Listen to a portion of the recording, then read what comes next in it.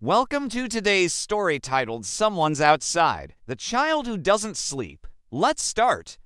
Sarah, a nurse working at a psychiatric hospital, had just started her night shift. The hospital was located in a remote area surrounded by dense forests. The hospital was notorious for strange stories of patients disappearing and eerie noises heard in the hallways at night. Sarah didn't pay any attention to these stories, as if he could see something that Sarah couldn't. Sarah felt a strange chill run down her spine. Then she heard another sound. It was more like a whisper, like it was coming from outside the window. The window in Bill's room looked directly into the forest. Sarah looked toward the window, but saw nothing. In the farthest corner of the window, a faint reflection of something. It was like a black shadow moving very slowly. It had no definite shape, just a dark mass sticking to the glass. Sarah felt like her head was going to explode. She couldn't scream, she couldn't move. That horrible shadow kept staring at her from the outside, not moving, not making a sound. In the dark, in window reflections, even in her dreams. They were haunting her, reminding her of what she had seen. Sarah slowly began to lose her mind. She could no longer distinguish between reality and fantasy. She lived in constant fear, waiting for the moment when that thing would appear out of the darkness to take her. Finally, after several months of suffering, Sarah quit her job and returned home. But the red eyes never left her. She was used to dealing with patients who suffered from hallucinations. But that night, it was different. But before it disappeared completely, Sarah saw something that made her freeze.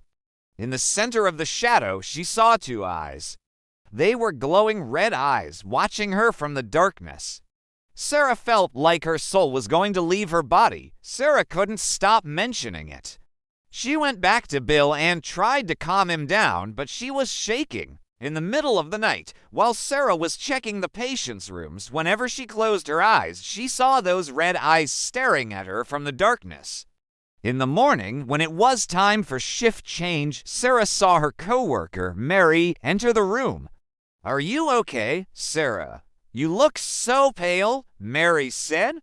"Yes, I'm fine," Sarah lied. She couldn't tell Mary what she had seen. She wasn't sure if what she saw was real or just a nightmare.